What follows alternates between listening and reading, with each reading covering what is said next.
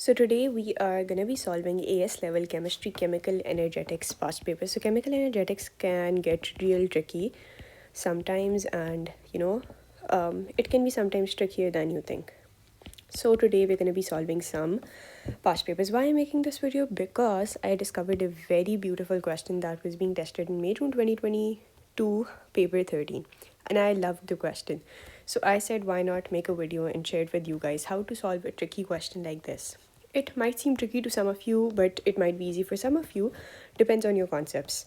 Which equation represents an enthalpy change that is the average bond energy of this CH bond in methane? Okay, so you're looking for the CH bond in methane. First, you need to realize the structure of methane, how methane looks. You have a carbon and you have 4 hydrogens that are surrounding it, something like this. So now what do you need to find? You need to find the amount of energy, average CH bond energy, that would you require to break this bond. So you have 4 CH bonds in methane. So the energy, for example, I say that the enthalpy change to break all the 4 bonds, 1, 2, 3 and 4 bonds, all the 4 bonds in methane is 322. For instance, that's just a random value that I've selected. Okay? If that's the energy, because I'm breaking bonds and bond breaking is endothermic, so that's plus 322. So what's going to be the energy for one CH bond? You're going to easily know that agar 4 ki, it's going to be 322. So for 1, it's going to be 322 divided by 4. And you're going to get for 1. So now, I don't know why people get confused in this. If you check out option A, it says this enthalpy change.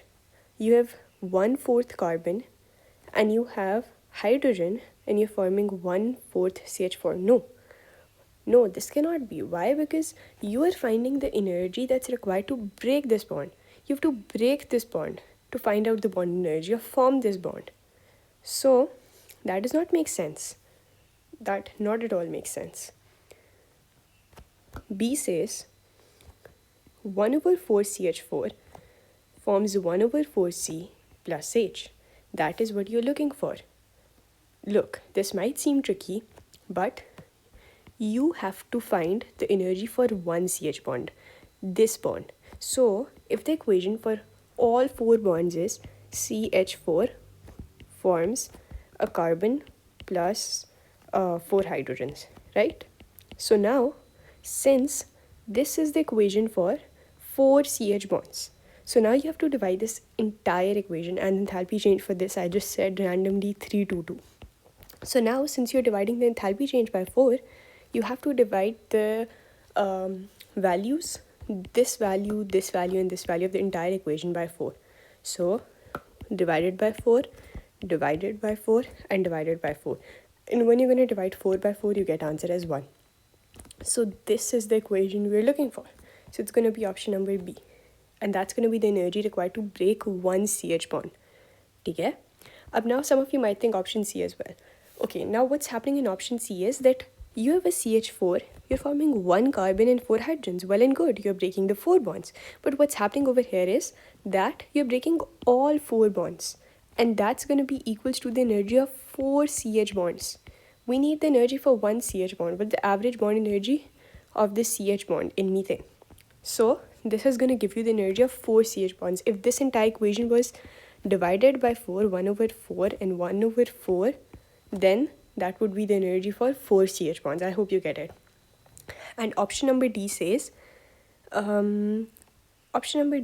that you have methane, which is CH4, and then you're forming a CH3 and then an H. But that's not going to be the average bond energy. Why? Because just breaking one bond, that's not enough. Why that is not enough? Because there are a lot of forces in a molecule. You need to break all bonds and then divide the energy by the number of bonds broken. It's fine. You might think that in D you have 4 CH bonds and then you're breaking one CH bond, but there is going to be some impact on that bond of the remaining bonds as well. So you never do this कि अगर ये CH ये 4 bonds हैं और आप इनमें से एक bond को तोड़ दो तो आपका you're going to get the average CH energy. No. Why no? Because these remaining 4 bonds, 1, 2, 3, 4, they also have an effect over here. You get it? So that's why this is not a good method. You break all four, then there's going to be no effect of the other bonds. So it's going to be option number B. And I hope you get this. This was a tricky MCQ, but a beautifully designed one. Another question says that the equation for the enthalpy change is shown. The enthalpy change is Q. Okay, so that's the enthalpy change. These are your reactants. These are your products. What is the correct expression to calculate Q? Okay, so now there are a lot of expressions given to you, and in exam papers, seeing numbers like this and brackets and this delta F and everything might confuse you. You might be out of your mind, but you just have to relax and think that what kind of data is given to you in the options. Firstly, you have formation data, and second thing I can see is combustion data. So first I'm gonna see for combustion data, and then I'm gonna see for formation data. So now I'm gonna draw a Hess cycle first by using the combustion data. So these are my reactants. I have 2 carbons, I have 3 hydrogens, and then I have 3.5 oxygens, and then I have 2 carbon dioxide and 3 H2. Okay, these are my reactants, and these are my products. I have my reactants, I have my products. Underneath, I'm just gonna draw a box that's gonna be labeled as uh, elements that are no. First, we have to do for combustion. You can do for formation first as well, but let me do it for combustion. So if I'm doing for combustion, below I have to make carbon dioxide and water. Okay, so now what's going to happen is that carbon is going to be combusted to form carbon dioxide, hydrogen is going to be combusted to form water, oxygen, obviously you don't combust oxygen combusts other things, carbon dioxide cannot be combusted, and water cannot be combusted more. So basically what's happening over here is that in option A I can see combustion of carbon dioxide. How can carbon dioxide get combusted? It's already combusted carbon. And in option 2 as well, I see combustion of carbon dioxide. So I cross these 2 options. So I have to go towards formation because my D and C options, they all include formation. So now below, I'm just going to erase these things. And now let's write elements in the box below. And now what we're going to do is that we're going to form carbon. Obviously, elements, this carbon, this hydrogen, and this oxygen. These are elements. And you should know one thing, that elements have a enthalpy change of formation equals to 0. So this is going to be equal to 0, this hydrogen is going to be equal to 0, and this is going to be equal to 0. That's a very important note which people tend to forget, that elements have an enthalpy change of formation equal to 0. So enthalpy change of formation equal to 0. So now, since these are 0, do we see any enthalpy change of formation of elements? Yeah, I see it over here. That's going to be a cross. Hydrogen cannot be formed 3 times. It's going to have enthalpy change of formation of 0. So that's incorrect. So I automatically select option D. It was easy enough just by eliminating other options. And still, if you don't get it, it's simple enough that you form your, if you want to do it with the proper method, let's do it with the method as well, because I just want not any confusions to lie in your mind. You're going to form carbon dioxide and you're going to form water. So how many moles of water are you forming? 3. So 3 times the delta H formation of water. And how many moles of carbon dioxide are you forming? 2. So 2 times delta H formation of carbon dioxide. And now this root, this is our root 1, path number 1, and this root, this is our path number 2, they're going to be equal. And path number 1 has 3 zeros and 1 q. So it's going to be 3 zeros, meaning 0 plus 0 plus 0 plus q, equals to path 2 has 2 times delta H formation of carbon dioxide and 3 times delta H formation of water. So q equals to, it's going to be 2 times delta H formation of carbon dioxide and 3 times delta H formation of water. And now you can get your answer as option number D, and I hope you get it. Next question that we're gonna solve is gonna be, this one's easy. So let's solve this question. A student mixes 25 cm cube of 0.350 mole per dm cube of sodium hydroxide with 25 cm cube of 0.350 mole of HCl. Okay, so now you have sodium hydroxide, NaOH, and you are adding it to HCl. So what are going to be your products? It's going to be NaCl plus H2O, and that's a perfectly balanced equation. You don't need to balance it. The temperature increases by this, no heat is lost to the surroundings. The final mixture is a specific heat capacity of this. What's the molar enthalpy? Molar enthalpy, meaning per mole enthalpy change for this reaction. Molar means per mole, for 1 mole. Okay, so the first thing we need to find out for these many moles. So it's going to be Q equals to mc delta T. So Q is going to be equal to, mass was, how much mass we have? We have 25 of NaOH and 25 cm3 of HCl. And we know that 1 cm3 equals to 1 gram. So 25 cm3 equals to 25 gram of NaOH and 25 gram of HCl. So mass is going to be 25 grams plus 25 grams. It's going to be 50 grams. Okay. Plus C, specific heat capacity, it's given in the question, which is 4.2 plus, not plus, sorry, we have to multiply. Okay, multiply it by change in temperature, which is 2.5 degrees Celsius. When you have change, you can take it in degrees Celsius as well. So let's see what comes out on the calculator. 50 into 4.2 into 2.5.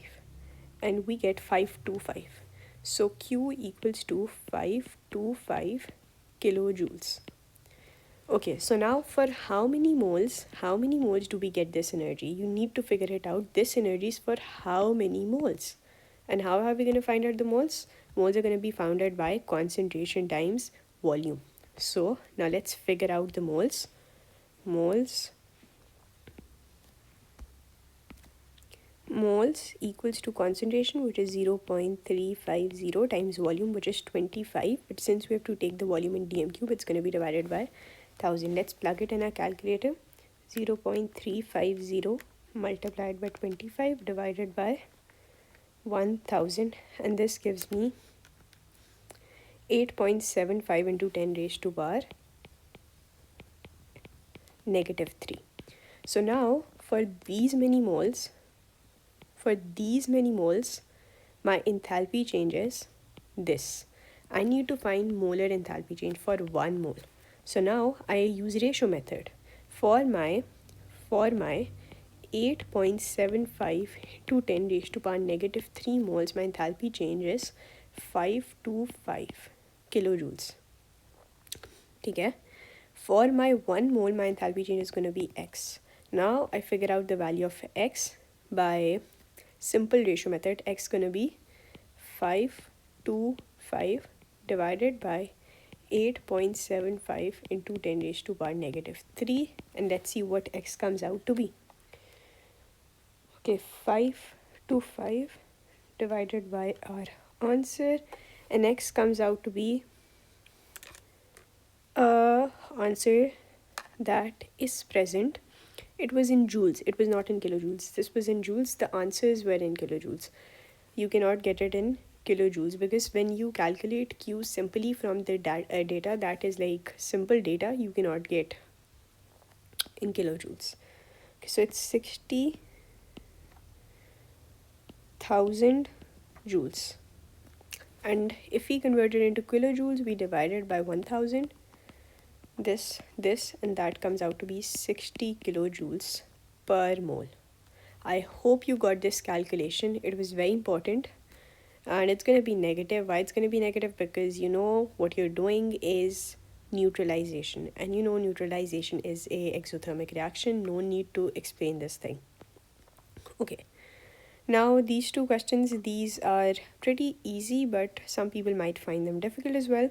Let's do it. The enthalpy change of formation of PCl3 and PCl5 are exothermic. PCl3 reacts with chlorine and forms PCl5, and the delta H for the reaction is -124. Which pair of statements is correct? The delta H of the reaction is less negative than delta H of formation of PCl5. Okay, so now you need to realize one thing, that you have PCl3, you add chlorine to it, and you form PCl5. Okay? And the enthalpy change for this is -124. And now you have your, let's draw a Hess cycle. You have your elements here, and since you have delta H formation, this is going to be formed, and obviously for chlorine it's going to be 0 because the delta H formation of elements is 0, and then you're going to form PCl3. For PCl3 it's going to be some random value, for example, I don't know, and for over here it's going to be value. So now if it's going to be less negative or no more negative, first figure out the two roots. This is going to be root 1 and this is going to be the root 2. So for root 1 I have -124, and let's assume this is x and this is y, plus x. X is also going to be a negative value. It's going to be a negative value. So because it's exothermic, they just told us that the enthalpy change of formation of PCl3 and PCl5 is exothermic. So we know it's going to be exothermic. So it's going to be -x equals to, this is also going to be a negative value. I don't know what negative value, -y. So we clearly see that -y is bigger than -124. Why? Because when you add these two negative values, you get this negative value. For example, this is -10. So this is -10. So this is going to be -134 equals to -y. So y is definitely having a value that is greater, because y is going to be more exothermic. Why? Because more heat is going to be released. So is less negative? No, it's more negative. So cross, for y it's going to be more negative, because when we add this and this, we get y. So y is definitely more. So it's going to be either option B or D. Okay, the Cl2 bond energy is needed in calculating the delta H reaction from enthalpies of formation. No. We know Cl is going to have a bond energy of 0. So the Cl2 bond energy is needed in calculating the delta H reaction from enthalpies of formation. It's not needed. Why don't you need it? Because Cl2 bond energy is not going to be needed, because when you have enthalpies of formation, because the enthalpy of formation of Cl2 is going to be 0, so you definitely not need it. So I hope you get it, and that's it for today's video. If you need more lectures, if you need more understanding or anything, do comment below, tell me, and I'm going to try my best to be more frequent if you guys want. And thanks.